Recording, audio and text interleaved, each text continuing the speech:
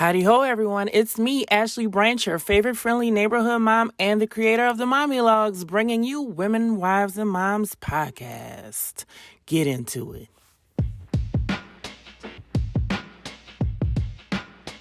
Hey, everybody. It's the last episode for Frankie, and I'm Ashley Branch, your favorite friendly neighborhood mom, the creator of the Mommylogeauxs and this podcast, Women, Wives, and Moms podcast.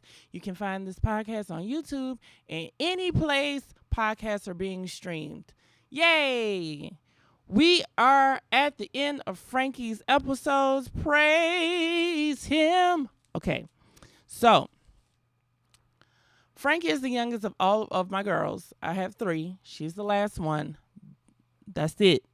I'm not having no more kids. People want to know, you want to try for a boy? I did 3 times.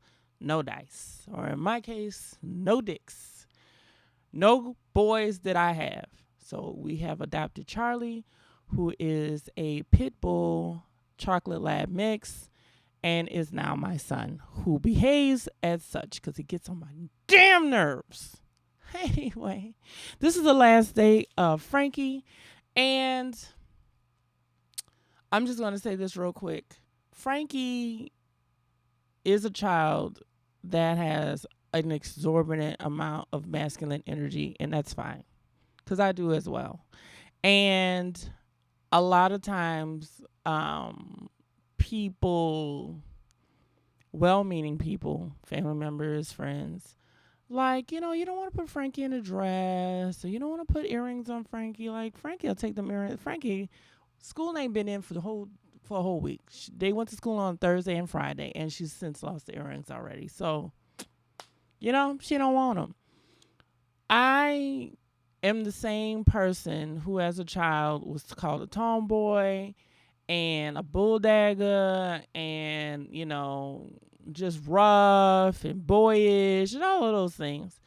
And I am still I'm a woman that, likes men, and I like everybody. Okay, if you're attractive, you're attractive. If you're ugly, you're just ugly. Okay, that's my opinion. I don't have to share it with nobody. Anyway, I have a family.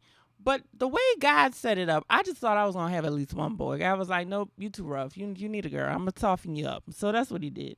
Anyway, but Frankie is a child that needs like a certain amount of freedom to kind of just be. I think all kids need that.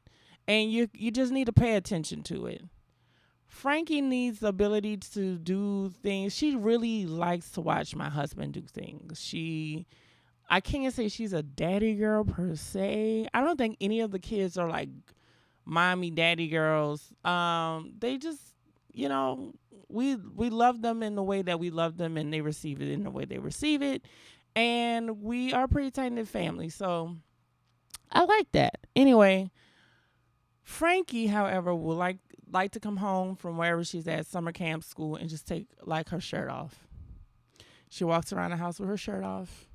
She likes to do her flips and her bends and her stunts and, her ninja throwing skills and all of that with her shirt off. And I don't discourage it. We're at home, we're comfortable. And what I try to teach them is not being shamed, not so much of their bodies, but just as who they are. Because if you're comfortable with who you are, they normally translate to like how you feel about your body. And I'm learning that myself, because after having 3 babies, I have the kangaroo pouch and it sticks out and people think I'm pregnant, and I'm not.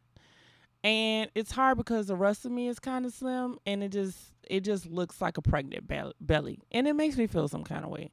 But when I'm at home, baby, I'm comfortable. Because what are you going to tell me? Who's going to say something?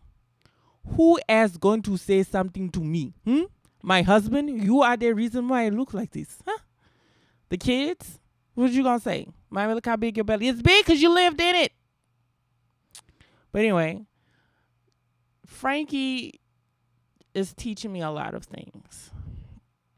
Frankie, from day one, when I got pregnant and everything, taught me that you can't control everything. You just can't.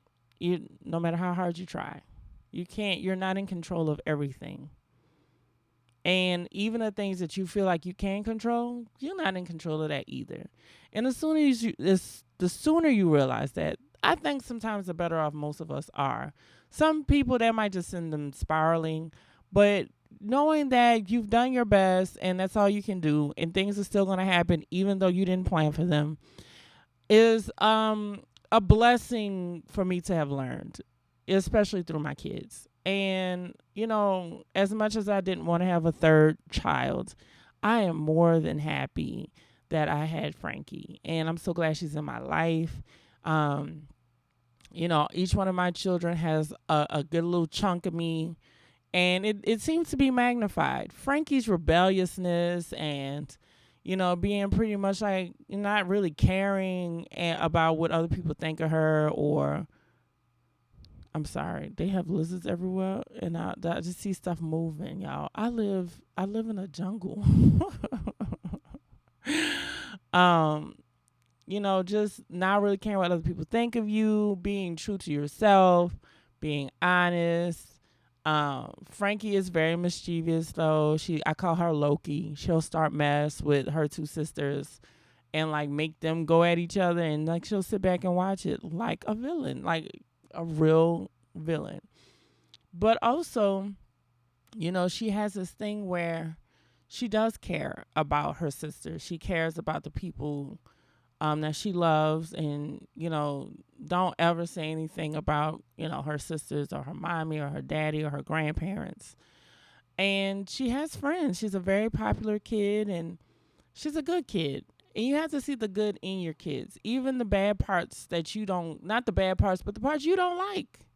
Frankie claims to be a villain all the time. I am not. I'm always have been the protagonist. I've always been on the side of the protagonist.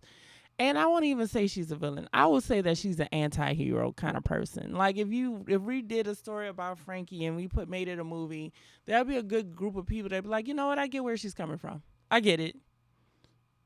But that's just how she is.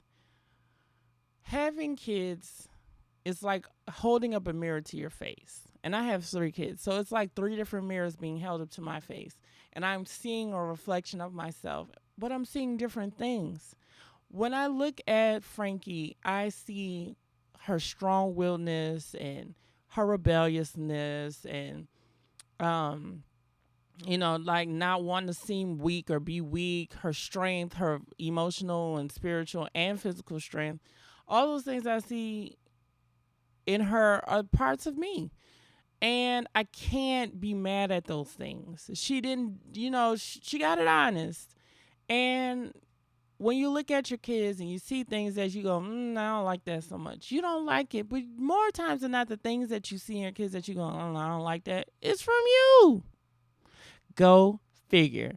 Anyway, even though Frankie wasn't planned, and at the time we didn't have the money to have another baby and all those other things, the love that she gets is always real. It's abundant, and we are blessed that she's in our lives, and she's blessed that we in her life now. And but I say all that to say this.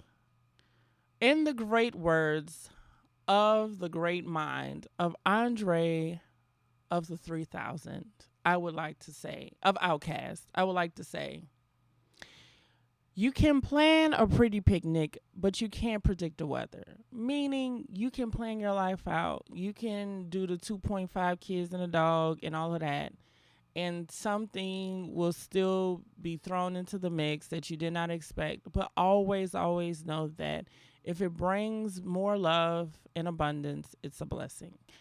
And Frankie has brought more love and blessings and abundance, and I'm so grateful.